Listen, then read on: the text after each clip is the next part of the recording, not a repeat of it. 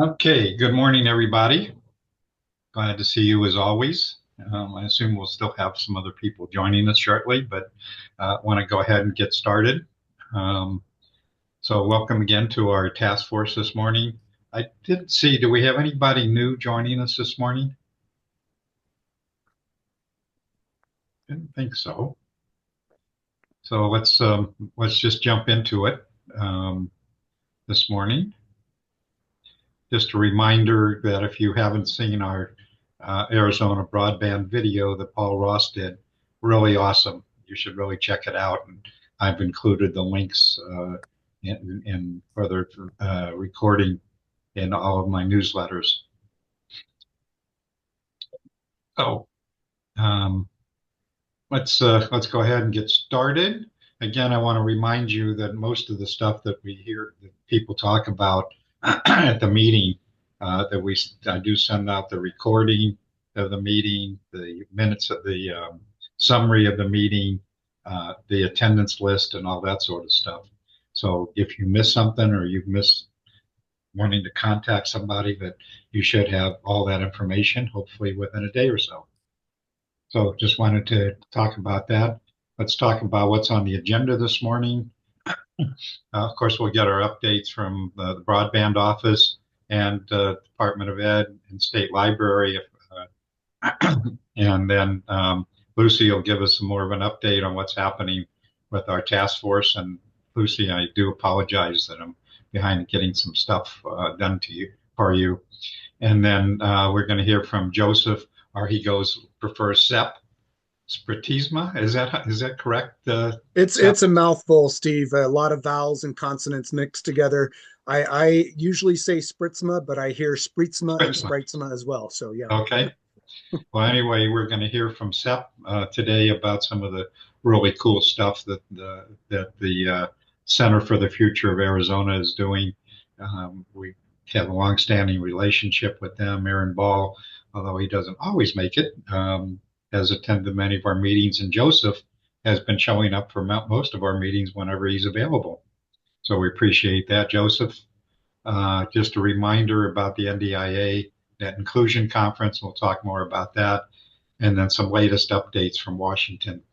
And I couldn't resist putting this on here in detail. I just had to include this and read this to you. So just stick with me.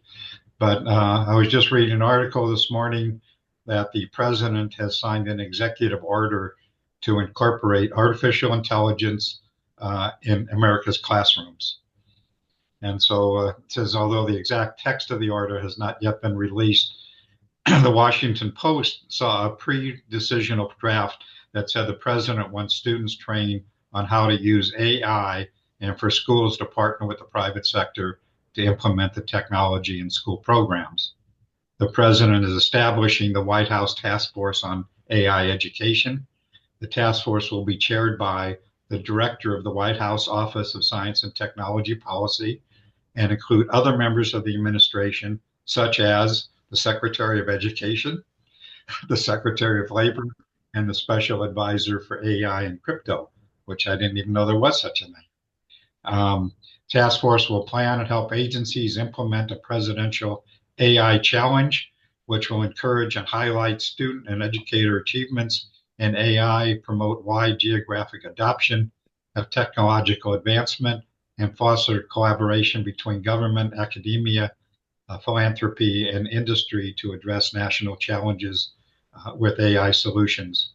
The task force will also establish public and private partnerships to provide resources for K-12 education, both to enhance AI-related education, but also to better utilize AI tools in education generally. The order directs the Secretary of Education to prioritize the use of AI in discretionary grant programs for teacher training and directs the director of the National Science Foundation to prioritize research on the use of AI in education. So there you have it. And we could probably have a lengthy discussion about that, and I don't want to get into it. And I will share the links on where those articles are, but I just thought that was kind of interesting. So With that, let's just go ahead and get going with the meeting here. Aaron, did I see you? Are you online? No, Aaron is out of office this week and next week. Oh, okay. So Kelly, looks like you're So on it's your me. It's the Kelly show own. today. Unfortunately. Good morning, everyone. My name is Kelly Cruci. I'm the Broadband Community Engagement Manager for the State Broadband Office. And I will share some updates on behalf of Erin just briefly. Just a reminder that her subgrant window is opening May 1st. Nothing has changed in that regard. So all systems go with Erin and digital equity at this point. And then for BEAD, I'm sure you've all seen earlier this week, the notice came from NTIA granting every state and territory the 90-day extension based on changes that are coming. So we are eager to see those changes. And we're also confident that our approach and our application process will fall in line with what those changes will be, but we're ready to be adaptable. And like I said, eagerly awaiting those changes. Um, with that said, as of right now, our round two is scheduled to open June 3rd. And so we've got some webinars and things that will be happening in the weeks before that. And we are scheduling some communication about that. And then once we receive that guidance, we will, like I said, adjust and adapt as needed. But for now, June 3rd is the date that the round two applications will open. And also before that, we will be sharing details about the map and the project areas and what that looks like. So what areas were picked up from round one and what areas will be available for round two. And again, round two is mixed technology, so it fiber, but also that alternative technology as well. So those are the updates from us, and happy to take questions and also put the email in chat. If you have questions, definitely reach out to us at broadband@azcommerce.com. But I think a lot of us are just waiting for to see what's coming. And Kelly, I believe we have Nick scheduled for next week, May the 8th, Yeah, so I think that's 2 weeks. 2 weeks. Yep. Okay. So that's our new broadband manager, and he will be joining us. And at that time, he'll probably have even more information about what the guidance is from the feds. Yes. Fingers crossed. Yeah. Okie doke. Any questions for Kelly? Okay. All right. Thanks, Steve. Sure. So let's move on pretty quickly. Mala, you want to give us an update on what's happening in Washington to the best that you keep up with things that I'm hasn't changed in the last 15 minutes, oh man. as well as the state library. I had a quick question actually for Kelly.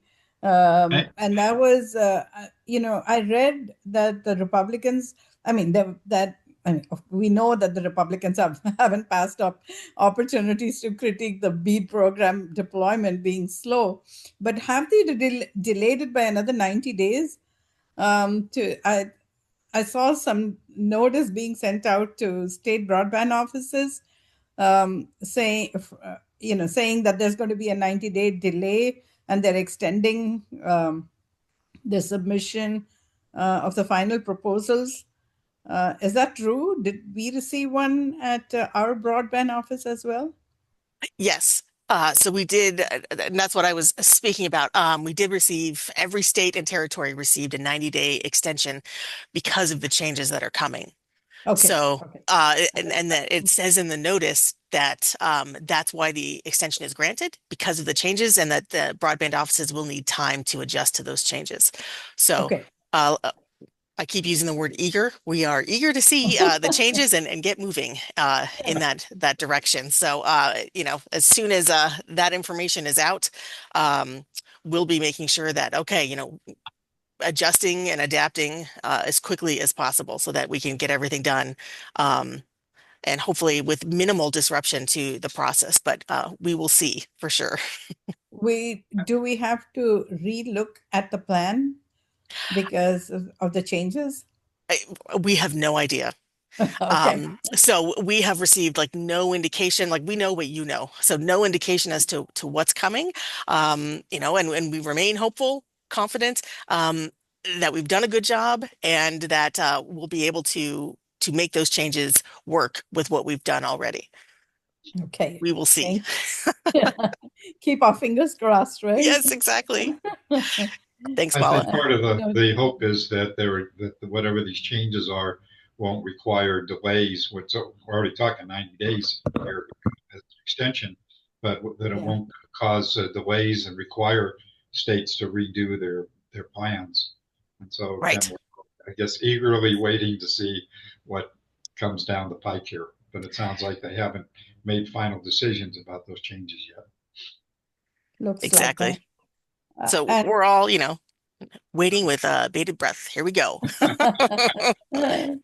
in addition to the AI executive order that Steve spoke about, there was another executive order that was signed yesterday, and this is regarding the workforce development.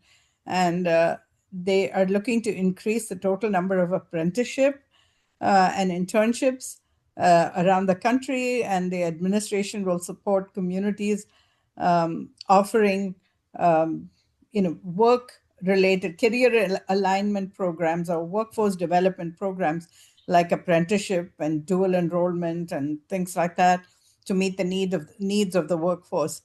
I hope that at least is a positive step, and that many of the things that we have been talking about in this group on workforce development, this kind of is an impetus to make that happen. So that is something I noted too yesterday. Great. Bill D'Agostino, I believe you're online. Do you have any thoughts or know any more about that? No, that's the first I heard of it, so I'm going to look it up, but it would be wonderful. But there's a long way between an executive order and funding to support it. So that would be the important element, because we all know in the BEAD case, there isn't much money for workforce development. So we're trying to be creative on other alternative ways to get them, get that education out there. Right, but there's nothing that says that this is supported by funding. Right.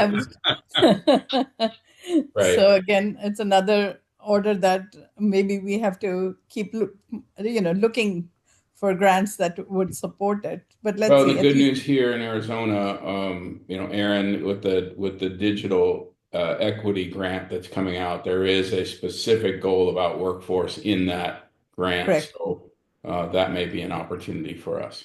That's true. Our plan does include that. Our broadband digital equity plan does include it. Yep. Other than that, E-rate, they've started reviewing the plans. USAC has started reviewing the application, sorry. And this is peak time to get our review questions answered. So that's what's keeping me busy. But other than that, there are no other changes that would affect this group. So back to you, Steve. Okay, thanks, Mala. Mala, so aren't we expecting the Supreme Court at some time in the near future to make a decision about universal service? Not until June. Is it June? June, yes. Mm-hmm. Okay. So this month which is not that far away. I know. I can't wait for the decision. I really wish that we would have something sooner. Yeah. Mm-hmm. Okay. Thanks, Mala. I don't believe Holly's online this morning, is she? I didn't see in the initial list of participants.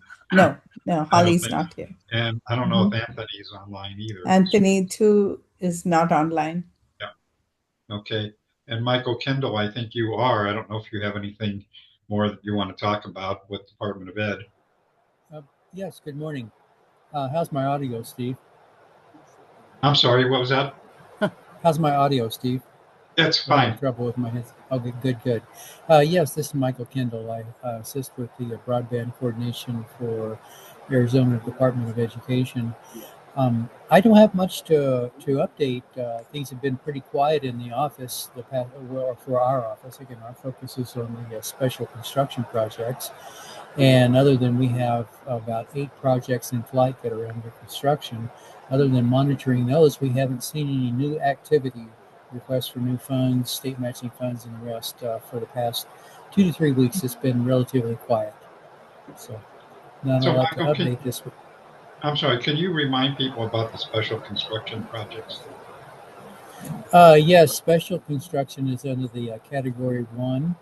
And in our office, we administrate the state matching funds. There'll be a small piece of that where that'll be broken out for special construction, and then a percentage of that is funded, and we help to administrate those funds for the special construction.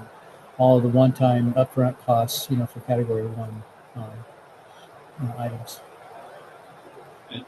Any questions for Michael or Mala?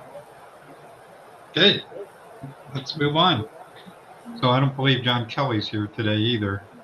So a couple of quick things. First of all, again, a reminder that May 20 through 22, that the NDIA Net Inclusion Conference will be here in Arizona, and really encourage you all to attend. They're expecting about 1,000 people or more to attend that conference. It'll be a great conference, and you should probably plan to be there. And then on the 19th, the day before, the Digital Inclusion Network will host a super meeting before that conference to kind of talk about what's next with digital equity and so forth, and have sharing information about who's doing what and good stuff that's happening here in Arizona. So anyway, those just a couple of things. There's a lot of other stuff. I've got a bunch of articles that have come up recently. I'm not going to take the time to share all those, but I will include them in my newsletter about what's happening with BEAD and digital equity and so forth. As far as we know, I don't know if anybody's heard anything different, that they still, that at least as far as we know, that digital inclusion is still, that they have not clawed back that money yet, and whether they plan to do that. Anybody know anything more about that? Okay. If not, let's just get right into our presentation, and we'll give Sep plenty of time. As I mentioned, Sep is the project manager for college and career pathways for Southeast Arizona for the Center for the Future of Arizona. And again, I've known that organization for, I don't know, 15 years, 20 years or something like that. Aaron Ball attends our meetings whenever he can. And we're certainly glad. Aaron actually introduced me to Sep several months ago, and he's tried to join us whenever he can. So with that, Sep, I'm going to stop sharing. And if you have anything to share, or you just want to chat or whatever, it's up to you. That sounds great, Steve. Thank you. If you can give me screen share, You got it. I'll pull up a PowerPoint and share a little bit there. So just quick little bit about my background. I've been with the Center for the Future of Arizona for going on about almost 3 years now. The time has flown by. It's really been a drinking from the fire hose with CFA. A lot of work here in Southeast Arizona, but also a couple of statewide projects I've been involved in around cybersecurity, workforce and education, and healthcare workforce and education.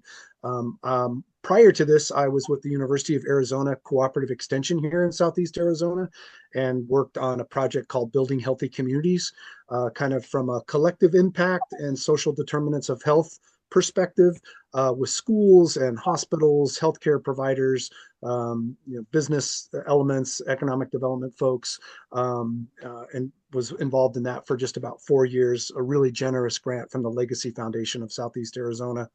And then prior to that, completely different life.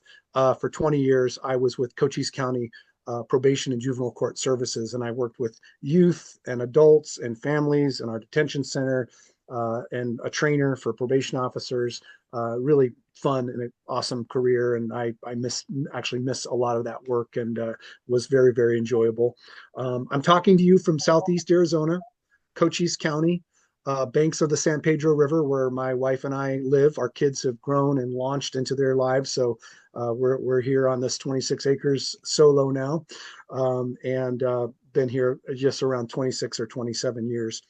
In the chat, I put my email and also the link to the Arizona Pathways to Prosperity initiative that I support. I always mention this, that a lot of people, if you're not familiar with Center for the Future of Arizona, you may have heard of the Arizona Progress Meters. That is, I would kind of describe as our flagship initiative, and that's where we collect and share and analyze data throughout the state with either Arizona voters or people that could vote in Arizona. And it's many different areas, from early childhood education to economic development to the environment. And we, have been doing, that's been happening for almost 20 years now. And that is kind of a really well-known initiative, and pretty much, I would say, our flagship initiative with CFA. So that's a little bit of that background. I'm gonna see if I can pull up a PowerPoint here. So, Sep, you're going to talk about specifically the kinds of projects that you're involved with. Yes, I'll jump. Has a lot of other, what you began to touch upon here, has a lot of other education-related initiatives, if I'm not Yes. mistaken.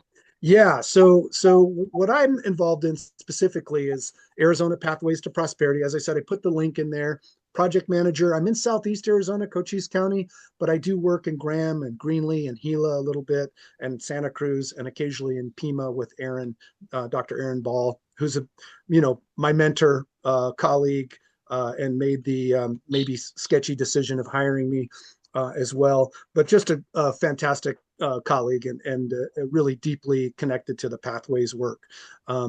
So this is what the Center for the Future of Arizona does. We try to bring Arizonans together to create a stronger and brighter future for our state. That's the link to the org website. We do a really great monthly newsletter. So if you go to that website, you can sign up and receive that, and also follow us on social media, from LinkedIn to Reels on Instagram to Facebook. Just regular updates about what we're doing around the state. Our kind of major goals or levers that we use are survey research, impact programs like the one I'm involved in, Pathways to Prosperity, the Arizona Progress Meters, our flagship, and then amplifying insights and engaging in communities.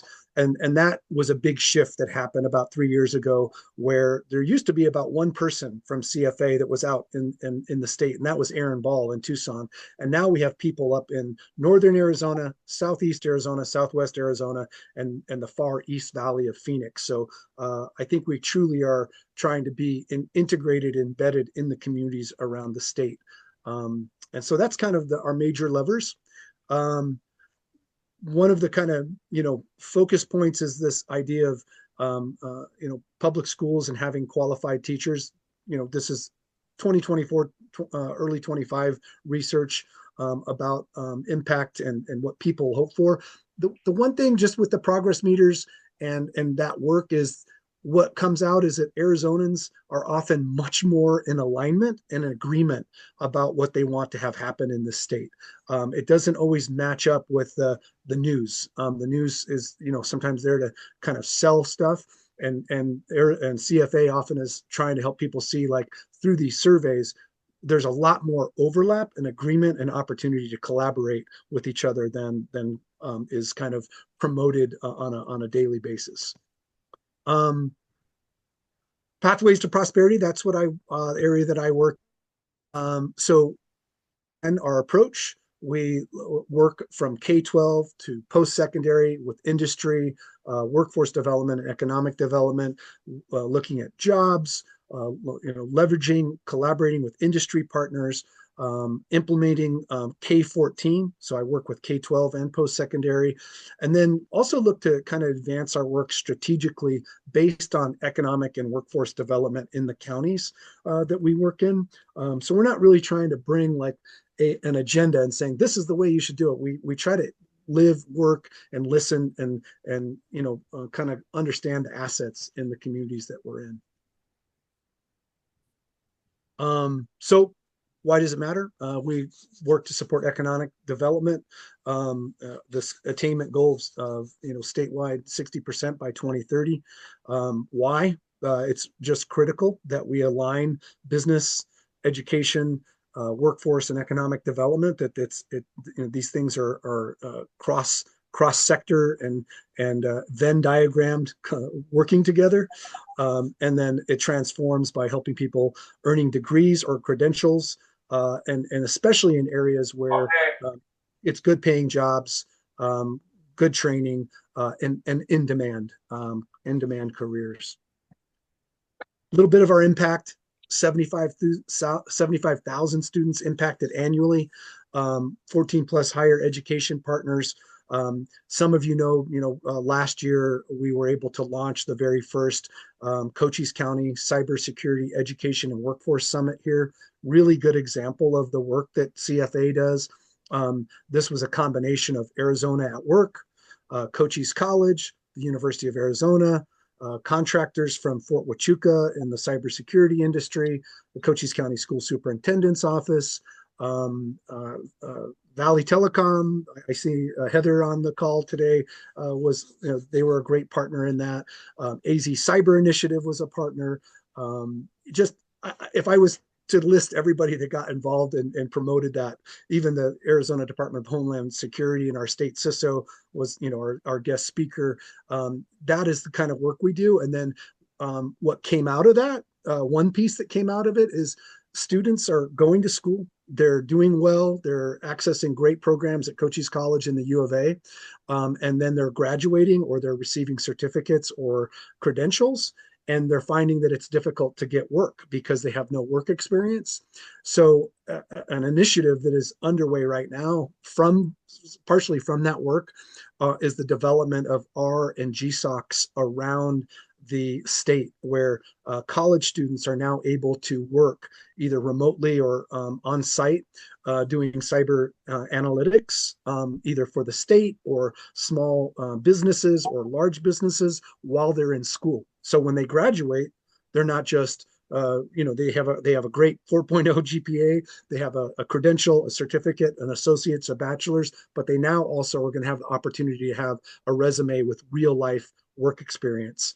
And so that's the kind of way CFA works. We didn't really know that was a serious kind of component to barriers for work, and it was helpful for all of these people to come together and talk about that and bring it up. And really, that discussion was led by two community college students that had graduated and were looking to get into the workforce.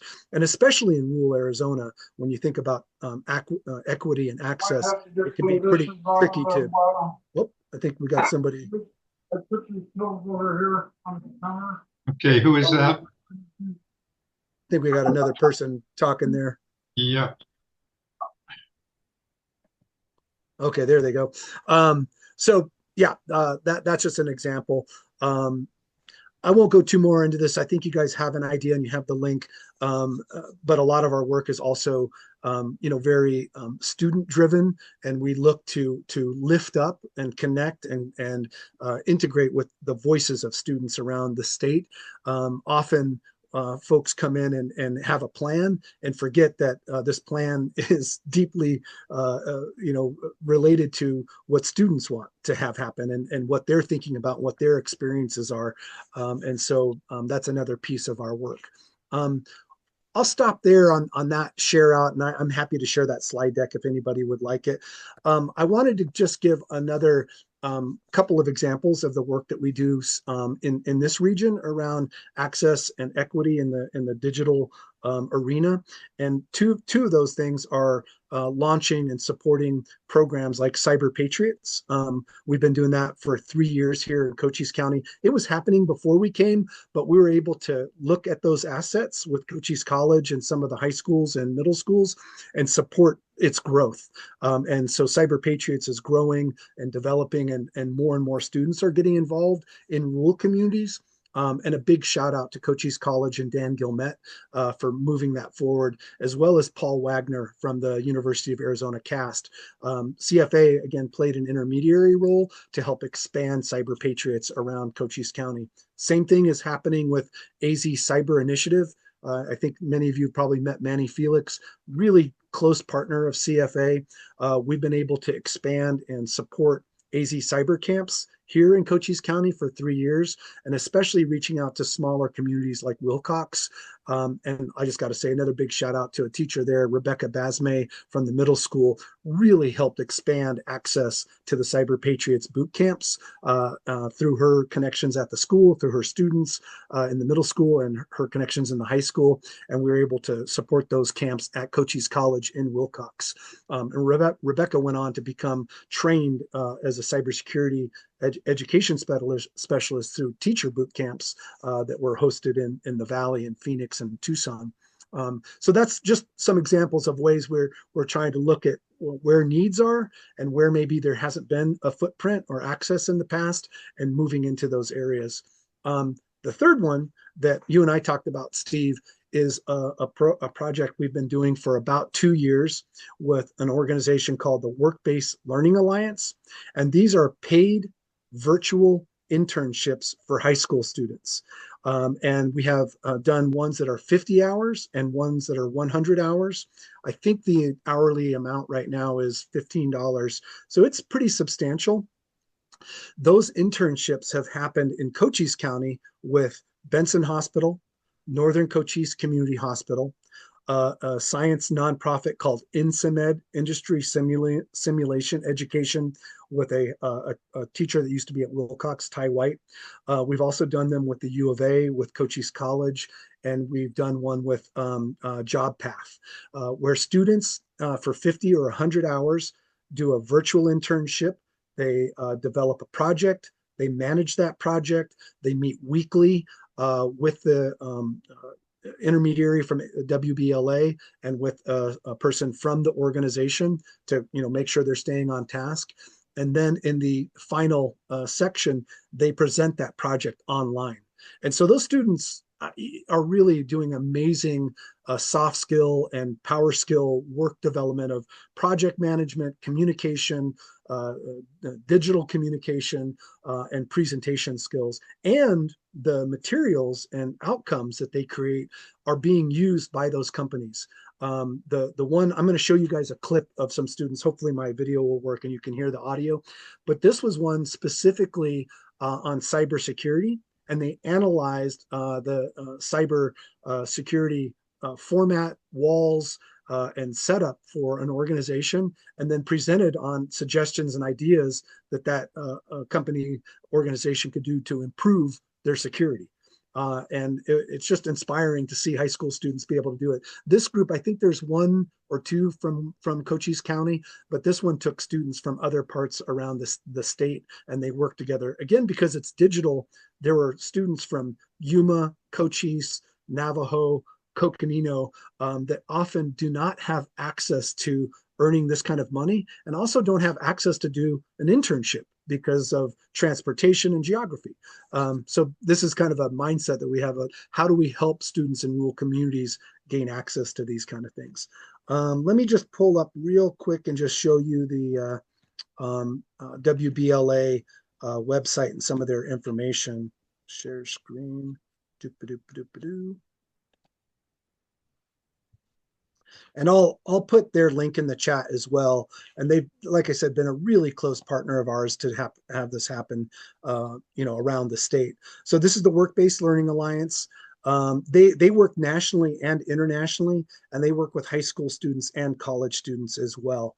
And so just some of their metric, develop employability skills, industry awareness. So students are working with, small companies, large organizations, cyber, healthcare, really across the spectrum.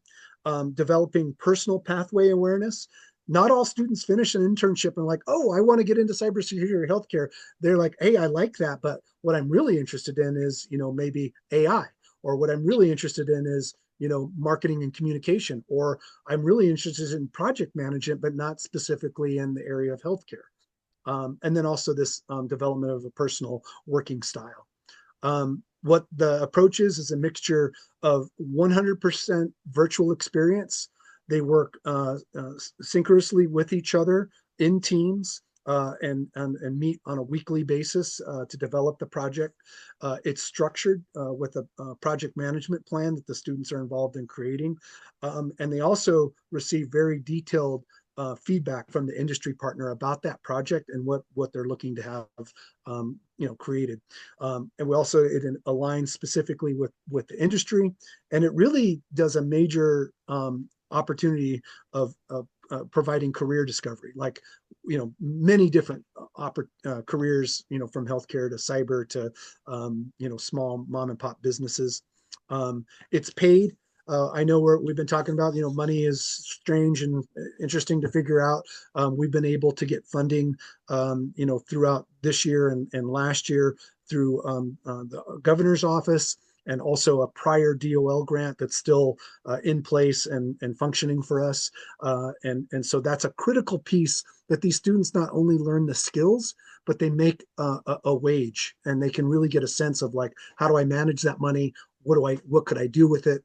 And as you guys could imagine, that kind of impact in rural communities can be really amazing. Like, it might help pay for school clothes, it might help the family's food budget, or even purchasing technology for that student to go on and finish high school and use towards their entry into college. And lastly, very quality assured. Our partner there, Nicole Davis, is just a really, really amazing person with students, but also with industry partners and with delivery. Just a little bit about their programs. I'm going to just put this chat, or this link into the chat right now before I forget. Copy. And I'll end that. And my email's in there. So if you have any other questions, just feel free to reach out to me. There we go. And I am recruiting right now, by the way, Heather, Floyd. If you guys are interested, I've sent out emails to Arizona G&T, SSVEC, Benson Hospital, Northern Cochise, Copper Queen, Chiricahua. These are a light lift. Basically, an employee with a company would need to dedicate about an hour and a half to 2 hours a week for meeting with those students, about an hour and a half upfront to develop the project with WBLA and the students. And then it's, a weekly meeting via Zoom, and then also an online learning management system where the students upload their materials. And so right now we're focused in rural communities. So Cochise, Santa Cruz, Graham, Greenlee, Gila, Yuma, Coconino, Yavapai, Navajo, just not central Phoenix, and maybe the outskirts of Tucson. Again, for that reason of helping students in rural areas that don't often get this access to have it. So let me see if I can figure out how to pull up this video, and I'll just play a little bit of it so you can see what it looks like. Let's see here. Doop-a-doop-a-doo. I'm just going through my screens. I have about 1 million open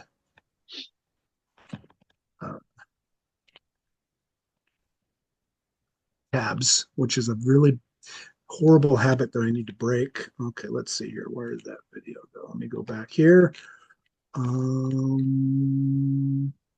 WBLA, our partners. There's that. Oh, darn it. I just closed it. Let me get it one more time. I'm going to pull it up here. Here we go. Okay. And Steve, I'm going to need maybe your help to make sure I'm You should be able to share, so it shouldn't be a problem. okay. You already shared one. Video is sometimes a little different, but Yeah. it shouldn't be a problem.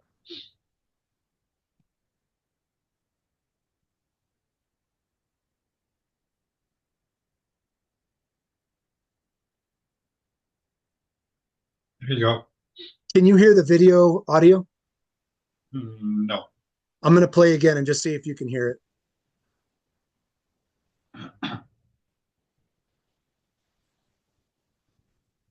Can you hear it now? No.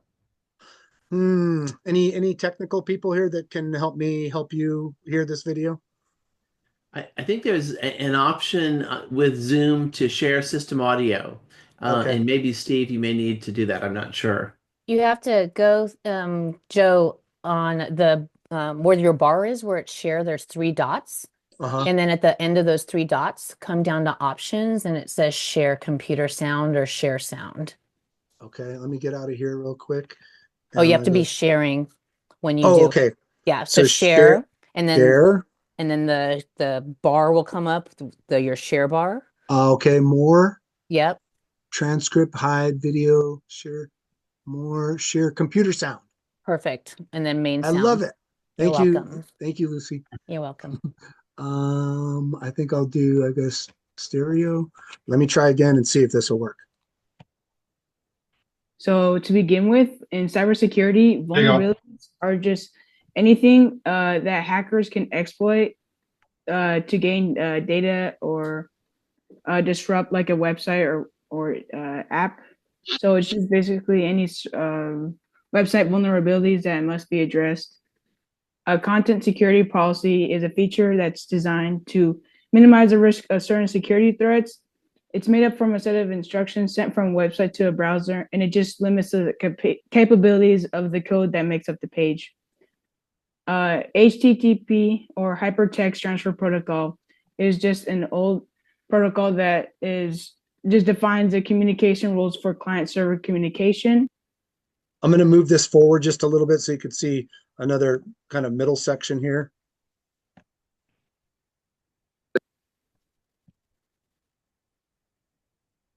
The vulnerability findings. As for HSTS not implemented, we recommend adding it to the website. This will automatically upgrade HTTP connections to HTTPS. This will reduce the risk of insecure traffic and improve security and prevent attacks. Also for CSP not implemented, we recommend only approved sources are loaded by the browser. So to protect against attackers who try to steal user data or compromise the website. For redirection missing, we recommend implementing a proper HTTP to HTTPS across all pages to make sure that users are always directed to the secure version of the site.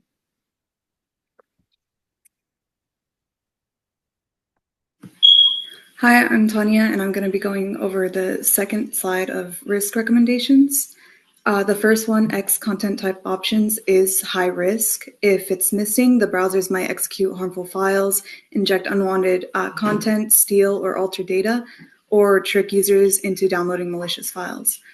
A solution for this is to add the X content type options no sniff header, and this can ensure a server's always serves content with the correct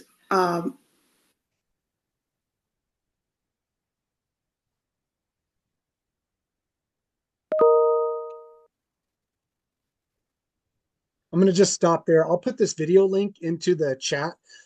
They go into quite detail, in-depth suggestions and recommendations for this company.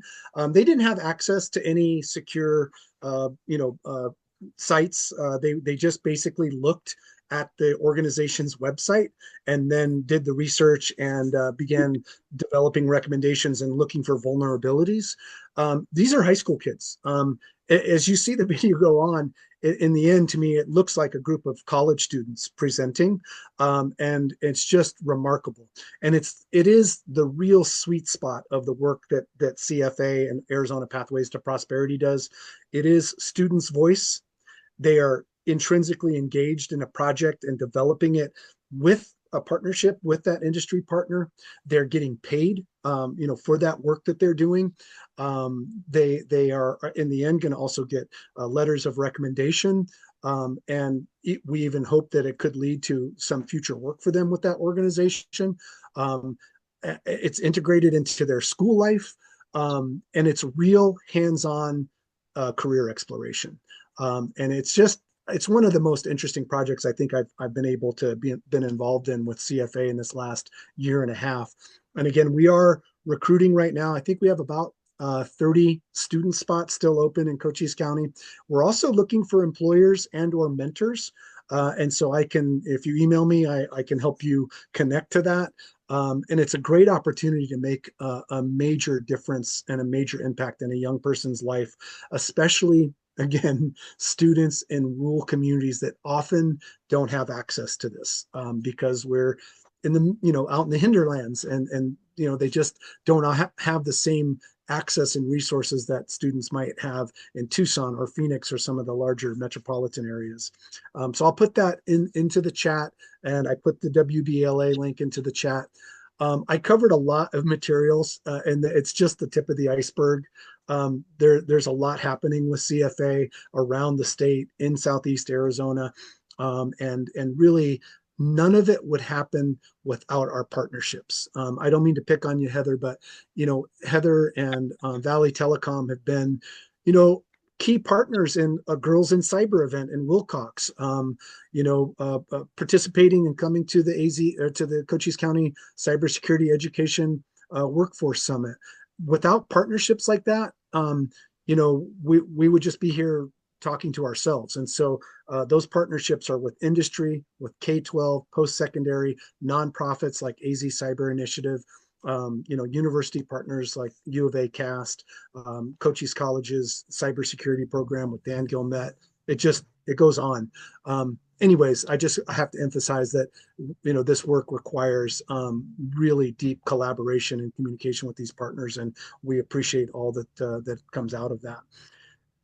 Any questions? That was a lot of material, and I'm happy to answer and/or feel free to follow up with me individually through email, or we can set up a Zoom. So, Seth, Heather deserves to be picked on just because she does great stuff and is a great partner with people. So, well, Steph and I have a common goal, and rural is our calling card. So I appreciate the work Steph's doing in the rural space. Yeah, thanks. Lucy? Well, I was waiting for you, Joe, to talk about peak. You should talk about, so just my perspective as a participant, last Friday ago, 2 Fridays ago, he hosted your second peak? Third peak. Peak stands for Professionals and Educators Around Cochise. And there were probably 60, 70 people there. And it was so beautiful to go down, hit the road for 59 minutes and get to the Benson Center at Cochise College and be surrounded by people that were just passionate about science. And then also the public sector and partners, right, that showed up to make this whole thing happen. So there were several presentations. And I just thought that it was awesome, Joe. So I just wanted to mention that. And I was able to get some great interviews with people. And so I'm excited to kind of amplify that. Thank you. And that's integrated into all the work that I do, but it's also a whole other part of my world in life. I put the link to Peak in there as well. Thank you so much, Lucy, for attending. Also, Valley Telecom and all of the others, Cochise College. We were looking to have about 50 people attend. 75 came. I think 15 unregistered when we're like, just come on in. And Peak is, you'll see in the website, it's what is termed as a rural STEM ecosystem.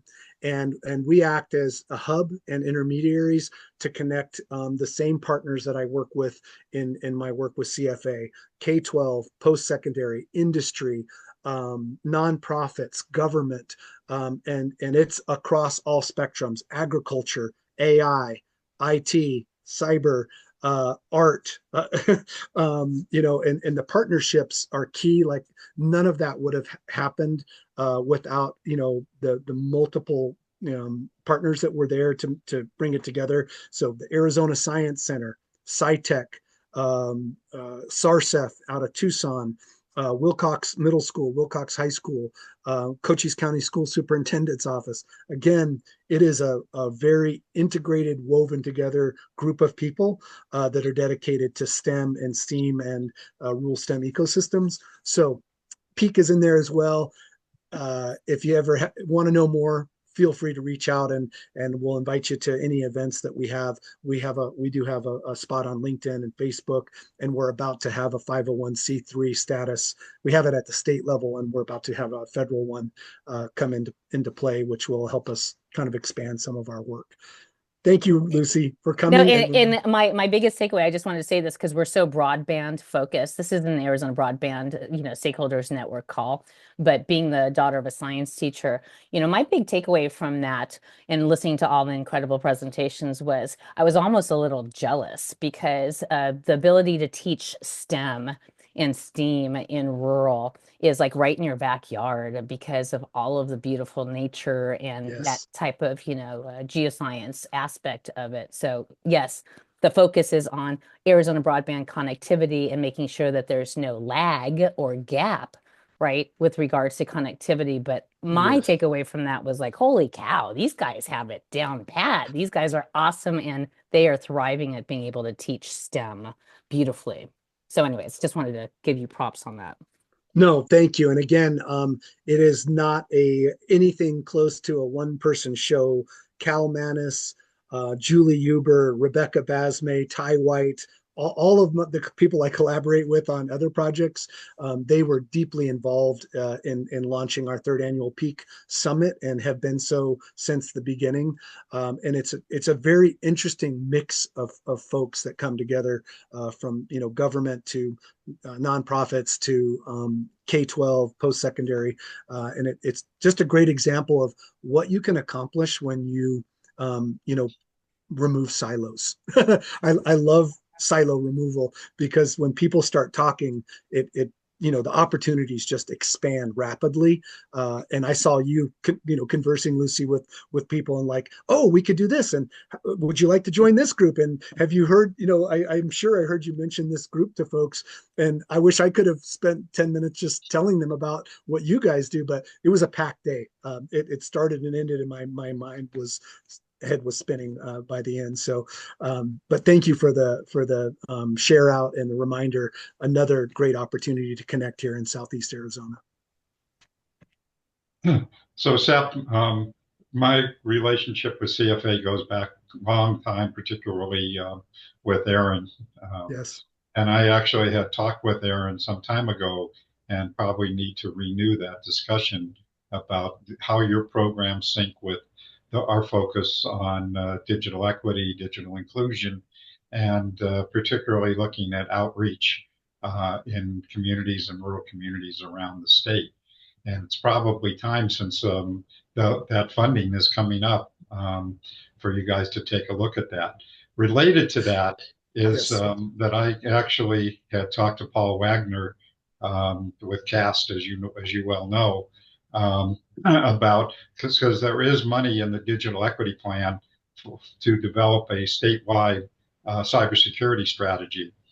And I'm thinking I have a call in to Ryan Murray also, who's the CIO, as you know, with the State Department of Security. And I'm hoping to have him in the next couple of weeks to come and give an overview of what is happening in cybersecurity in the state. But particularly having the conversations with Ash Black, with AI and Paul Wagner, and particularly those two who are working on what do they call them, clinics around the state on cybersecurity and AI, and those two know each other and work well together. And so I think that concept of the clinic could have great application for us in looking at particularly cybersecurity and digital inclusion generally throughout the state. And so now is an important time to have that conversation, and whether or not, and that's one of the things I talked to Paul about, whether he might be interested in taking a lead, or you guys taking a lead in developing an application for that digital equity money.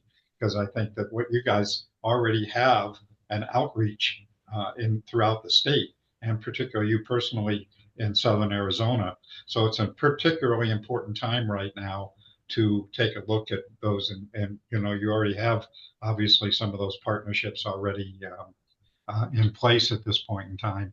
So I would like to pursue that discussion. I know Ryan's always busy as hell, but I'm hoping to get him because there are a number of other cybersecurity initiatives that are going on in the state also.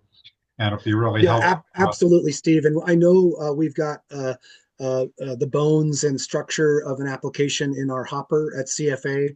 And it is, exactly what you're talking about and what folks talked about earlier today, kind of bringing together career exploration, workforce development, economic development, access and equity and inclusion in rural Arizona. That's our focus, and so that and I'm pretty sure we're working on some partnership with UA Cast, AZ Cyber Initiative, and others. But I would absolutely love to follow up. And I see in the chat from the state libraries. I'll follow up with an email and connect with you guys. The libraries here are really close, important partners of ours, from the city libraries to the county libraries.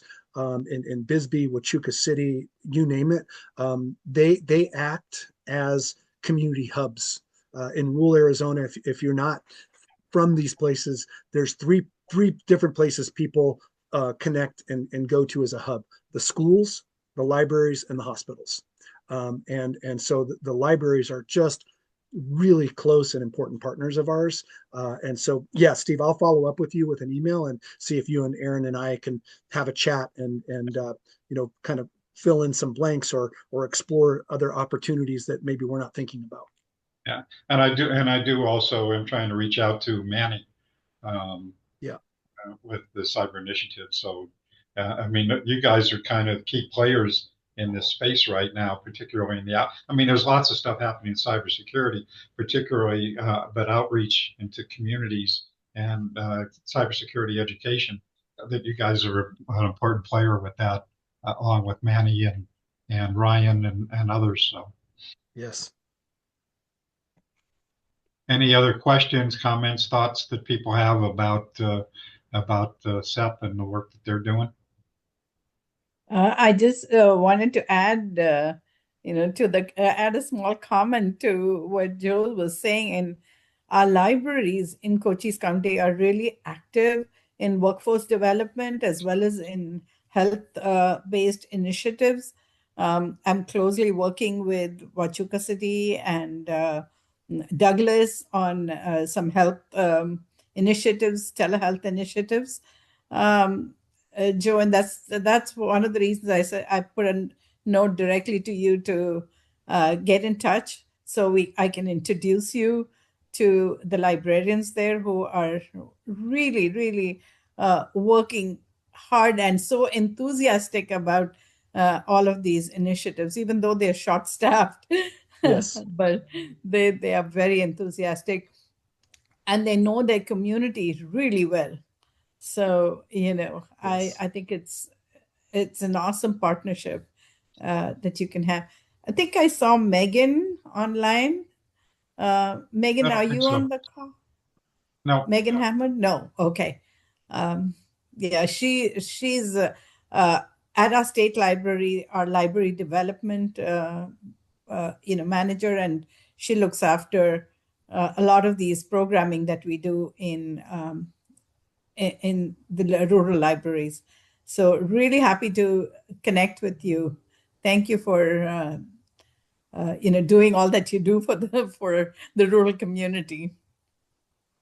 So Lucy, we're going to get to you in just a minute, but I want Mama, do you have any more updates on the funding that we're losing at this point in time with the really no updates, Steve. I mean, all we know is that IMLS, the Institute of Museum and Library Services staff, have been asked to go on administrative leave, all of them.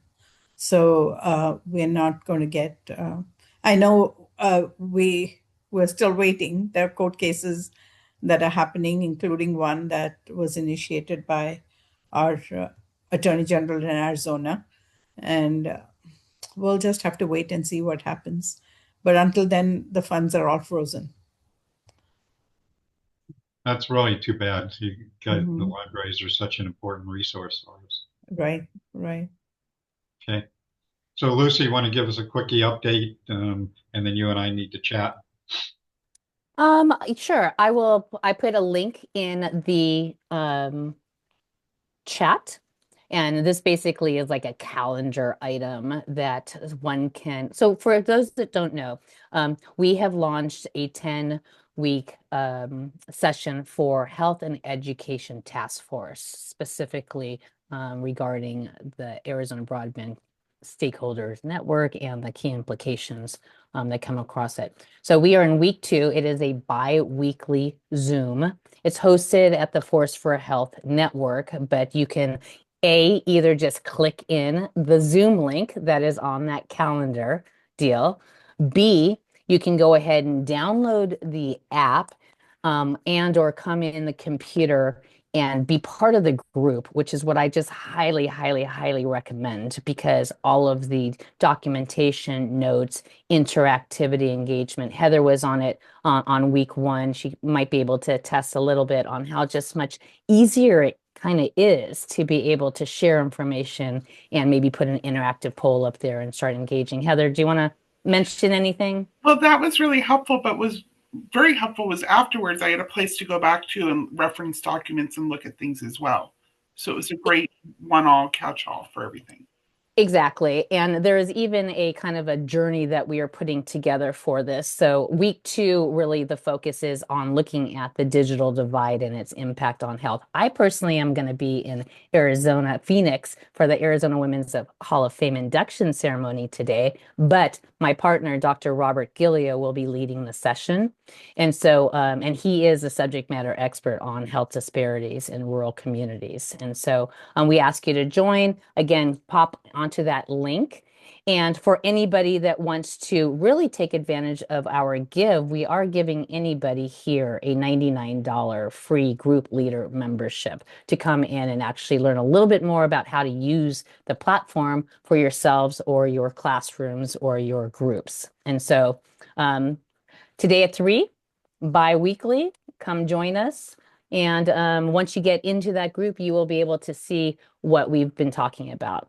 But the goal is to really be action oriented and to take it in these, phases. So even if you didn't make it last time, don't worry about it. Come on in. It's very easy. Mala was also part of the kickoff. Steve was part of the kickoff. Mala, do you want to say anything? We've already identified 4 areas that we will be hoping to focus on. And if you don't show up, then your priority cannot be, included. So if you've got something that you're passionate about that you want the task force to kind of focus on, then show up, share that with the group, and we can see if we can put some action steps around it. Okay. Just Thanks, wanted Lucy. to say it was a 1-hour call, and we didn't stop talking at the end of the hour. We continued way beyond. There was a lot of enthusiasm with the group, but I'm afraid, I'm sorry, I won't be able to attend today.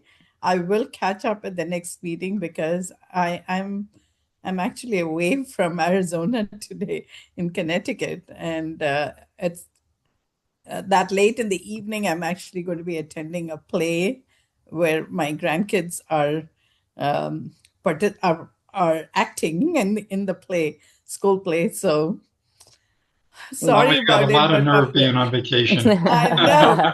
No worries, Mala. Your one objective of making sure that we can I possibly will. replicate the health hubs and make I that will. happen is one of the strong objectives. One of the other objectives that came out of this that we will most likely be launching in May will be a monthly My Healthy Broadband broadcast. So that gives us an additional, platform and mechanism to bring some of these concerns up more mainstream. So heads up for that.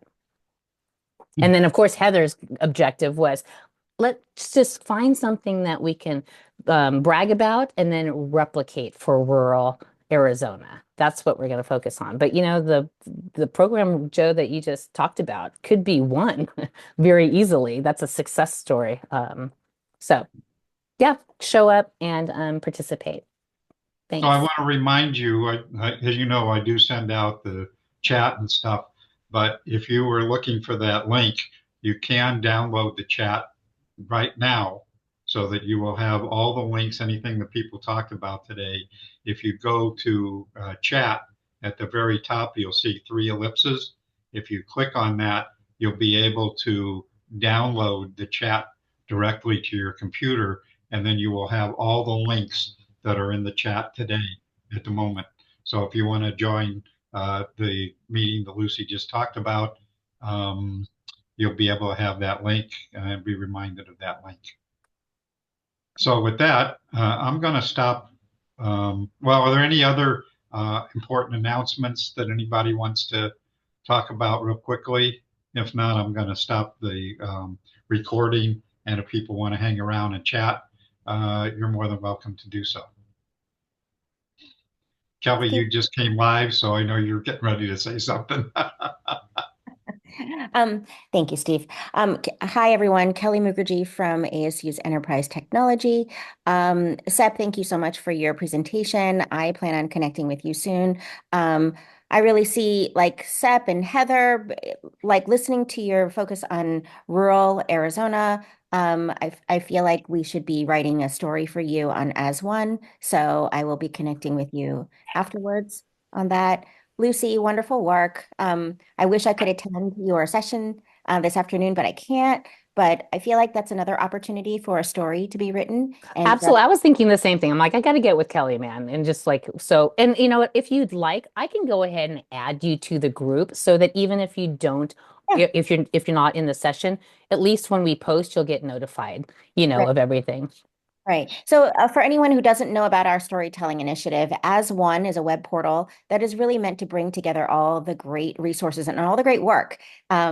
So, you know, if you don't see yourself on As One and would like to be on As One, please connect with me. I'll drop my information in the chat. Let's connect. Let's talk. Let's find our intersections. Let's get you on As One. We can help amplify your great work. So Center for the Future of Arizona, we definitely want, you know what I mean? Like there's just so many chances for us to help each other out. And Steve, thank you. These meetings are wonderful to bring us together.